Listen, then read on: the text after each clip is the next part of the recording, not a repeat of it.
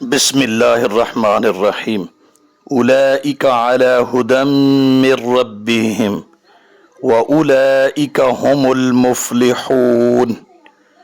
اولئک اس میں اشارہ، یہی لوگ جن کی صفات پیچھے گزری ہیں، علی اوپر، ھدن ہدایت کے، من ربہم من سے، ربہم اپنے رب، ان کے رب، یہ لوگ اپنے رب کی طرف سے ہدایت پر ہیں۔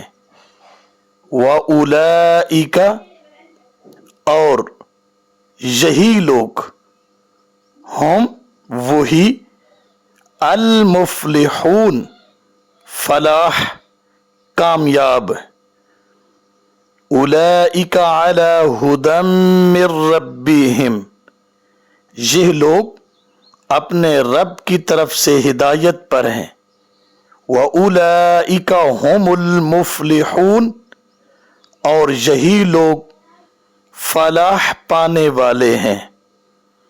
انسان کو دو چیزوں کی ضرورت ہے، دنیا میں ہدایت، جس کا نتیجہ آخرت میں فلاح و کامیابی۔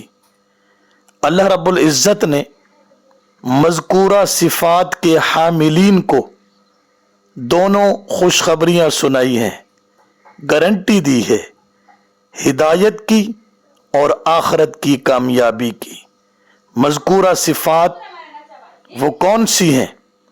سب سے پہلے ایمان بالغیب، دوسرا اقامت صلاۃ، تیسرا انفاق خرچ کرنا، چوتھا ہے قرآن پر ایمان، پانچواں ہے سابقہ انبیاء پر ایمان، ان کی کتابوں پر ایمان، اور اس کے بعد ہے آخرت کا یقین۔ ایسے لوگ جن کا اعتقاد ٹھیک ہے، احکام کے پابند ہیں، اخلاق ٹھیک ہے، ان کے بارے میں فرمایا کہ یہ دنیا میں ہدایت اور آخرت میں فلاح پانے والے ہیں۔